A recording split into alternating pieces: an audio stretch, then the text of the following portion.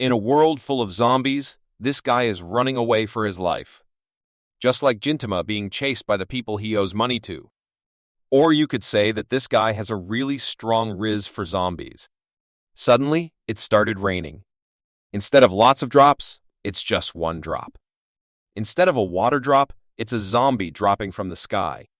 The scene cuts off, and finally, we see our protagonist, Akira, who is watching a zombie movie while cosplaying as a zombie. Oh, sorry, this is his actual look. He thinks about how being chased by zombies is better than spending a single more second at his office. He then falls asleep. It was his dream to work in a popular production company, and 3 years ago, he fulfilled that dream. At first, everyone seemed nice and lovely, including his boss with a lip job. Not only that, but he found another reason to come to office every day. Being a boy, of course this motivation has to be a girl. Sayori Otori from accounts bump into him, and in that moment, Akira falls in love. Later that night, he is treated to dinner by his senpais, and while they are all being nice, Akira couldn't help but stare at his motivation, sitting on the table behind. Everyone then gets up to leave, as it's already too late. So, they all put on their company cards, and with their dead zombie expressions, they head back to the office. Akira's first day at work lasted for more than 2 days, and only at the third night was he able to go back home. That's when he realized that he has been enslaved now.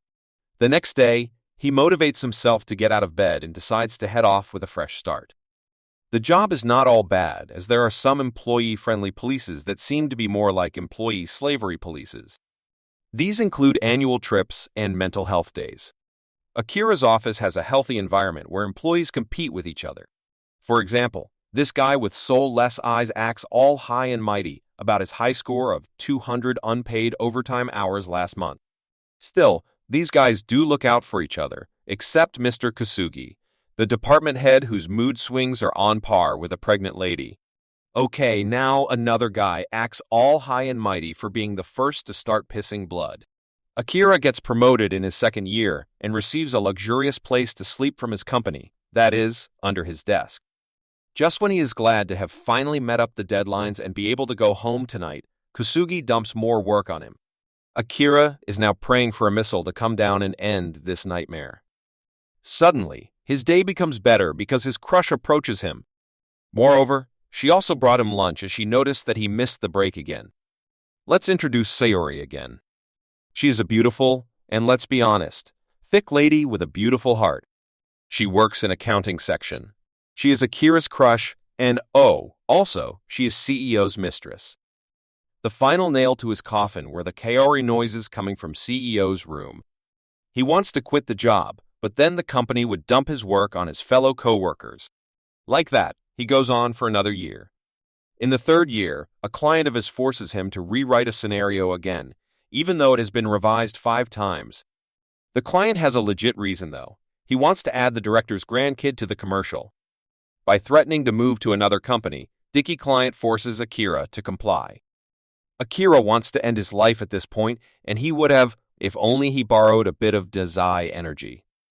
Even at his home, he stops at the TV channel discussing how exploitative companies steal their employees' living will. He missed a channel that was talking about something strange, but don't worry, he will soon realize that. Hoping that he never wakes up, he falls asleep. His life has lost all the colors now, and his world has turned black and white now. As he heads out towards office, he notices his unpaid bike parking bill. On his way out, he knocks at the building manager's window, but fails to get any answer. Noticing the door open, he checks to see if she is in there, and turns out she is being eaten alive by a zombie. The manager is not his mother, and the zombie is not a titan, thus, rumbling is not necessary.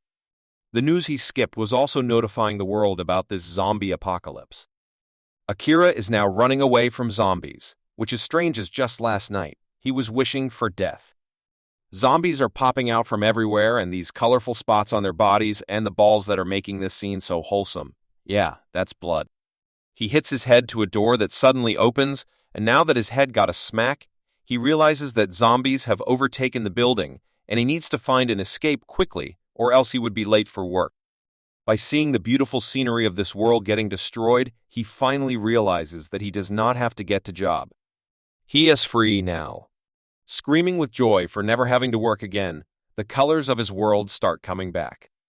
Sky is blue again, grass is green again, and blood is red again. He is overwhelmed for finally having a day off.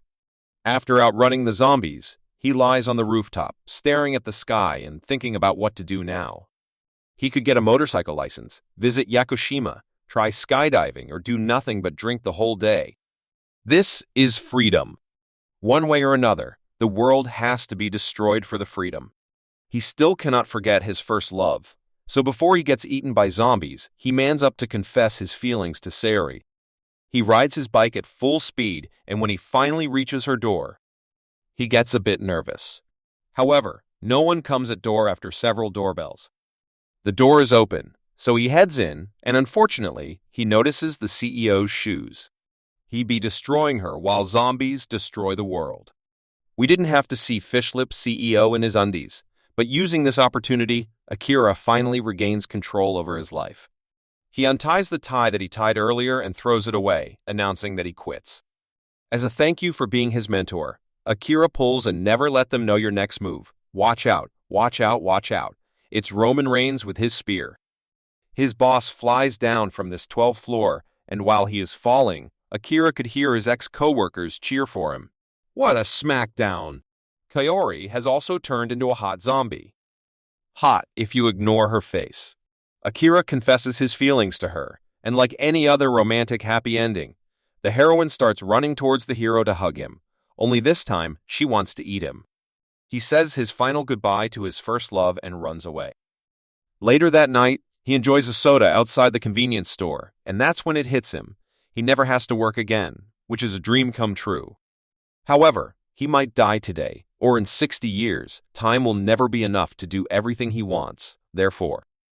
He enters the store, takes a pen and register, leaves the money on the counter of this deserted store, and starts to create a bucket list of 100 things he wants to do before he turns into a zombie.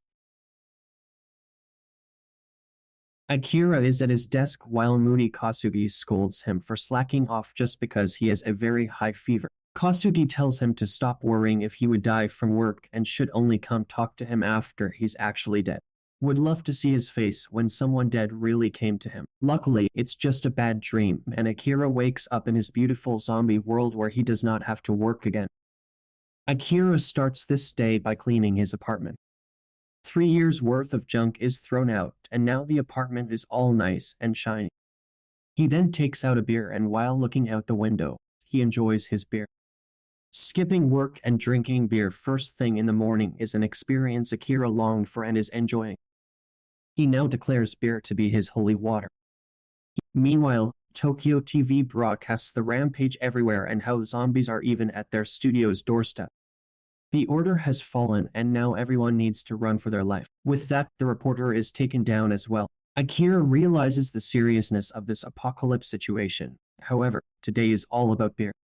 As he is about to take another beer out from the fridge, it turns out that the beers are gone. The one he drank was the last one.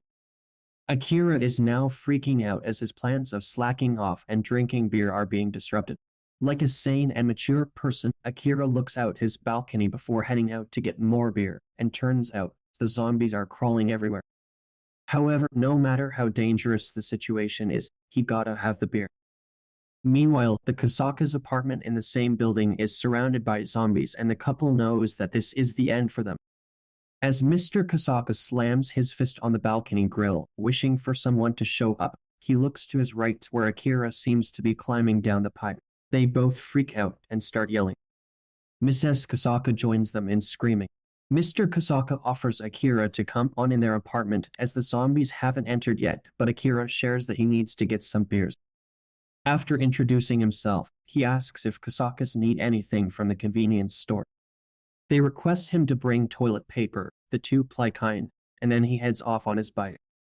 He grabs all the zombies' attention, and while they have increased in number, Akira does not care as he would rather get eaten than live another second without beer. The soul of heavy drinker Master Roshi from DBZ has entered Akira's body, and with John Wick's focus, commitment, and sheer will, Akira keeps moving forward. While singing a beer song, He enters the store and there is already a girl survivor in the store. Embarrassed as to how she must have heard him singing, he tries to talk to this beauty but gets ignored. Press F for the fallen soldier. Instead of saying no to his request of exchanging contact info, she tells him how she would never get acquainted with someone who would risk his life for beer. When she is about to leave, zombies start crawling in. However, Akira the Rizzler protects her by using himself as a shield. But his manly attempt fails when she pulls him back and throws him on the ground. Meanwhile, the zombies approaching them are killed by Truck Hunt. Truck Hunt finally saving lives instead of casually reincarnating MC in an ice hack. She then leaves without saying a word and even takes his bike with her. Now Akira has to run on foot. Luckily, he finds a scooter, and while riding it, he realizes that he can even have a better upgrade. Just then, he finds an ultimate upgrade and rides off while wheeling. Stuntman Akira is having the best time of his life. He got beer, met a pretty girl, and got the bike of his dreams. A very wholesome apocalypse for him. Sadly, the Kasakas are already wiped out. He opens the notebook he bought yesterday and starts writing his bucket list. Confessing, riding a bike, cleaning, and drinking beer all day are done. He then adds up his tasks to 30 and then finally adds 3 more, going home and spending time with his parents, spending time with his bestie, and meeting the woman of his dreams. He then closes the notebook. Unlike someone named Kira, he does not intend to use a lot of pages on the first day. A day in that girl's life. She trains herself hard and tries to contact the head offices to find a way out. She is fully prepared to survive and has a list prepared that contains information to increase her survival chances. Remember the movie guy running away from zombies at the start of this video? Yeah, he gets eaten in the end. She observes the zombies to gather more information about their behavior. Shizuka then heads out to the store to gather supplies, and that's when she ends up running into the strange beer guy Akira. While he was talking to her, she was wondering how foolish and short-sighted he is to only think about the present. He also led the zombies here. Using the camera on her bike, she determines the route of Truck Hunt, so she waits for him to take care of the zombies. However, Akira's move was unexpected, so she slams him back and then leaves. She arrives back with all the necessary supplies. She then thinks about Akira and how a can of beer could make someone this happy. She now regrets not grabbing that Sakura Mochi because her list restricts her from intaking a lot of sugar. What is her list? That is the total opposite of Akira's 100 things to do before becoming a zombie. Shizuka's list contains 100 things to do to avoid becoming a zombie.